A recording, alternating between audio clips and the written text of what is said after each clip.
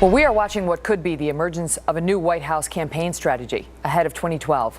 First, Democrats taking aim at the Tea Party in recent weeks.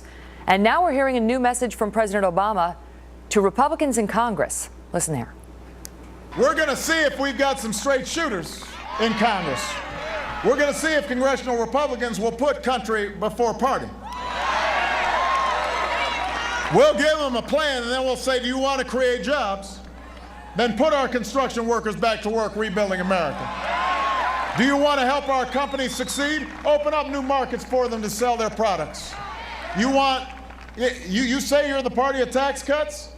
Well, then prove you'll fight just as hard for tax cuts for middle-class families as you do for oil companies and the most affluent Americans. Show us what you got. Joining us now, Leslie Marshall, a syndicated radio talk show host, Lars Larson, syndicated radio show host as well, and Leslie's a Fox News contributor. All right, so there seems to be a little difference there, Leslie, in taking aim at Congress. It's not so much the Tea Party, it's the Congress, it's sort of the do-nothing Congress who is stifling his agenda. Whether you like the Congress or you don't like the Congress, the numbers are not in their favor.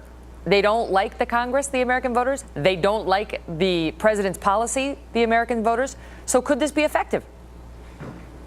I think it can, Megan, and I actually think it's about time. In 2008, Hope and Change was effective. It was a different economy, and Americans were in a different place. Right now, the president, I think, needs to be strong. I am very encouraged as a Democrat, always saying, hey, where's his mojo? And I'm seeing his mojo. He rolled up the sleeves and took off the tie, and you saw a different candidate.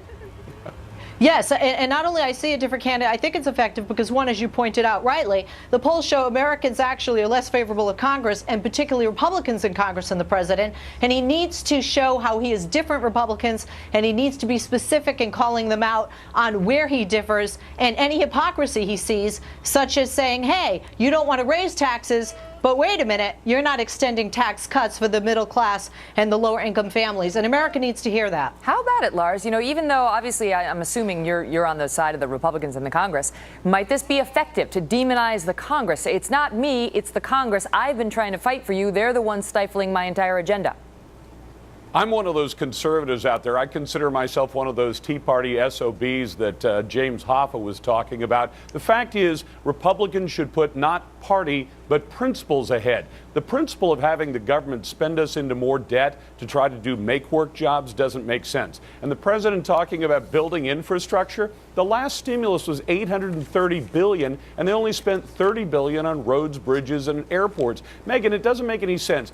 This is really ridiculous because the president is trying to find somebody new to blame. He knows after 2.5 years he can't keep blaming Bush. So he's saying, now who can I blame? I know I'll blame the party that controls one of two houses of Congress. That'll work. But let me ask you this, Lars. Let me ask you this, Lars, and then I'll go back to you, Leslie. According to this poll that just came out from Politico and George Washington University, they say that just 22% of voters identify with the Tea Party today, and that's as a result of the battle over spending that we saw over the summer. So while the Tea Party may have arguably won that battle, Lars, according to this poll, they may be losing the war because it turned off a lot of Americans.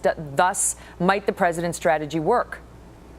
Well, I think the more important poll number was the one you cited earlier. Almost 2/3 of Americans think that the hope and change that President Obama said he'd deliver, he delivered, and it doesn't work. And as far as producing jobs, that baloney about making jobs, if we've lost 2 million net jobs during President Obama's 2.5 years, that is not a net gain. And you've seen the private sector job creation. It's not there. Now, I know they would say, but if it weren't for the stimulus, it'd be even worse than it is now. That doesn't wash. You have to put Americans back to work. And blaming the Congress, the president has a number of things he can do. We've talked about them before that are entirely within the control of his EPA, his Interior Department, oil leases and everything else that he could act on right now without Congress. He has chosen not to do so. How about it, Leslie? Because he can blame the Congress, but he controlled the Congress. The Democrats controlled the Congress for the first 2 years of his presidency. And Americans understand that. Yeah, and that's for Leslie. so Americans the thing is, understand that, but aren't gonna buy Americans it. understand, and Lars, you know, I embrace you, I love you, and you won't admit, but you got to agree with me on this, left or right, it is not the president's job to create jobs. You constantly say on the right, especially with the Tea Party, it's the private sector, but the private sector agree, has been but Leslie, sending jobs and outsourcing Leslie, jobs, and they're not insourcing. And I have not Hold seen on a one second. jobs bill, Leslie, you Lars, can't from your outsource- guys on the right. Leslie, you cannot outsource drilling for oil in the Gulf. You cannot outsource that to India. The president could make that happen again. The president could sign off on the Keystone Pipeline from Canada. That's 20,000 private sector jobs being held up by government paperwork. The president could take the treaties, the trade treaties, and send them over to the Congress, which he hasn't done. All right, guys, I got to leave it at that. I thank you both for being here. Leslie and Lars, all the best. Well, big developments in the appeals.